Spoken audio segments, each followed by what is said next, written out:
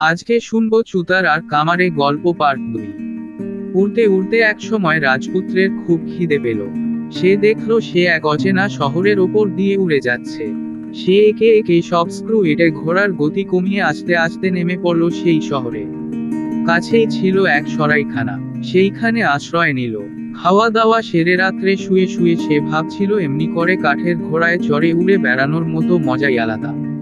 চোখের পলকে যেখানে খুশি যাও, নতুন নতুন শহর দেখো, এত খুশি জীবনে সে কোনোদিন হয়নি।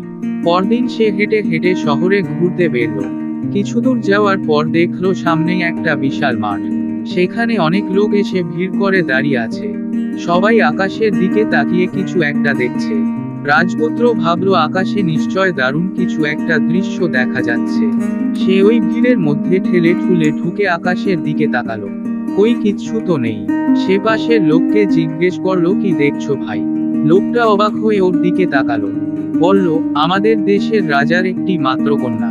রাজকন্যা অলকানন্দার মতো পরমা সুন্দরী এই দুনিয়ায় আর একটিও নেই।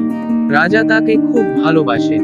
রাজকন্যার যাতে কেউ কোনো ক্ষতি করতে না পারে তাই তিনি আকাশের মধ্যে একটা অট্টালিকা তৈরি করে সেখানে রাজকন্যাকে রেখে দিয়েছেন। প্রতিদিন রাজসভার কাজ শেষ হলে রাজা সেই অট্টালিকায় গিয়ে রাজকন্যাকে দেখে আসেন। আজও উনি গেছেন, আর কিছুক্ষণের মধ্যেই ফিরে আসবেন। তাই সবাই ওনার ফেরার অপেক্ষায় এখানে দাঁড়িয়ে আছে। রাজপুত্রের এই গল্প খুব অবিশ্বাস্য লাগলো। বলল, আকাশে আবার অট্টালিকা বানানো যায় নাকি? কোন মানুষ এমন অট্টালিকা বানিয়েছে বলে তো কোনোদিন শুনিনি। মানুষ নয়, এক দেবতা রাজাকে বানিয়ে দিয়েছেন ওই অট্টালিকা। সেই দেবতার দেওয়া রথে চড়েই রাজা সেই অট্টালিকায় যাতায়াত করেন। এই খবর শুনে রাজপুত্র খুব উৎসাহিত হয়ে পড়ল। সে তখনই সরাইখানায় ফিরে গিয়ে তার কাঠের ঘোড়ায় চড়ে বসল। তারপর একটা একটা করে স্ক্রু আলগা করে আকাশে উড়ে গেল। আকাশে উড়ে উড়ে খুঁজে বেড়াতে লাগলো সেই অট্টালিকা। কিছুক্ষণের মধ্যেই সে দেখতে পেল মেঘের মধ্যে এক অসাধারণ সুন্দর অট্টালিকা, মেঘ মঞ্জিল। রাজপুত্র সোজা গেট দিয়ে উড়ে ঢুকে গেল ভেতরে। তারপর সব স্ক্রু এটে ঘোড়া থামিয়ে নেমে পড়ল। রাজা তখন অট্টালিকা থেকে সবে বিদায় নিয়েছেন। রাজকন্যা অলকানন্দা বিশ্রাম নিচ্ছিল। হঠাৎ রাজপুত্র দিগ্বিজয়কে দেখে সে খুব অবাক হয়ে গেল।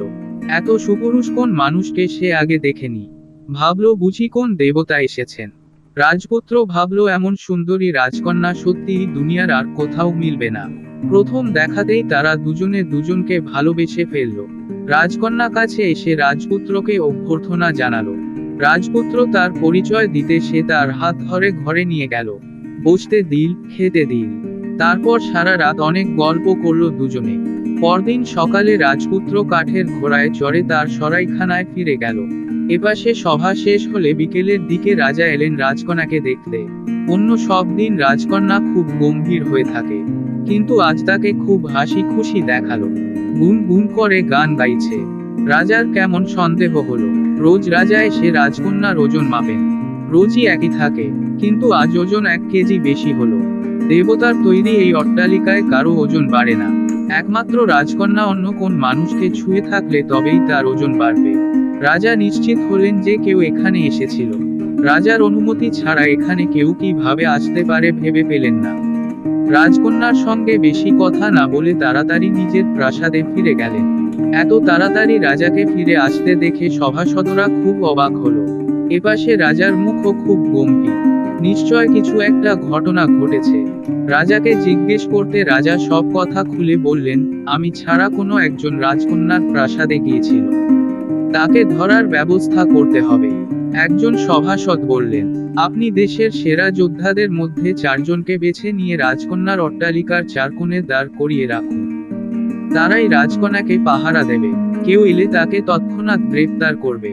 রাজার মনে ধরল কথাটা। সে 4 জন যোদ্ধাকে নিয়ে গেল অট্টালিকায়। তাদেরকে কি কি করতে সব বুঝিয়ে দিয়ে ফিরে এলো। কিন্তু কোন লাভ হলো না।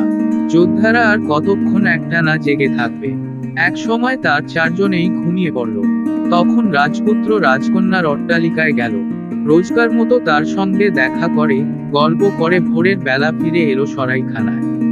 রাজা পরদিন এসে রাজকন্যাকে আগের দিনের থেকেও বেশি হাসি খুশি দেখলেন। ওজন মেপে দেখলেন আগের দিনের থেকে আরো 1 কেজি বেশি। বুঝতে পারলেন সেই আগন্তুক আগের রাত্রেও এসেছিল। রাজা রেগে আগুন হয়ে গেলেন। নিজের প্রাসাদে ফিরে গিয়ে তার সভাসদদের সঙ্গে জরুরি আলোচনায় বসলেন। এক সভাসদ বললেন, রাজকন্যার বিছানায় আর চেয়ারে নতুন এক পোঁচ রং লাগিয়ে দেওয়া হোক। যে এসে বসবে ওখানে, তারই জামাকাপড়ে রং লেগে যাবে। তারপর আমরা সারা রাজ্য তল্লাশি করে দেখব কার পোশাকে ওই রং লেগে আছে। রাজার মনে ধরল কথাটা, সেই মতো কাজও হলো। সেদিন রাত্রে রাজপুত্র গিয়ে রাজকন্যার সঙ্গে গল্প করে যখন ফিরেছিল তখন দেখল তার গায়ে বিশ্রী রং লেগে রয়েছে। সে রং লাগা জামাকাপড় খুলে ওপর থেকে ছুঁড়ে ফেলে দিল নিচে।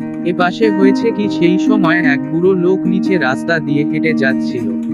সে রোজ ভোরবেলা বাড়ি বাড়ি গিয়ে লোকদের ঘুম থেকে ডেকে দিয়ে প্রার্থনায় বসতে বলে। হঠাৎ আকাশ থেকে জামাকাপড় পরতে দেখে সে খুব অবাক হয়।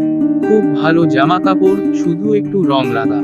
ভগবানের আশীর্বাদ ভেবে সে খুশি মনে সেই জামাকাপড় নিয়ে গিয়ে বাড়িতে রেখে দিল।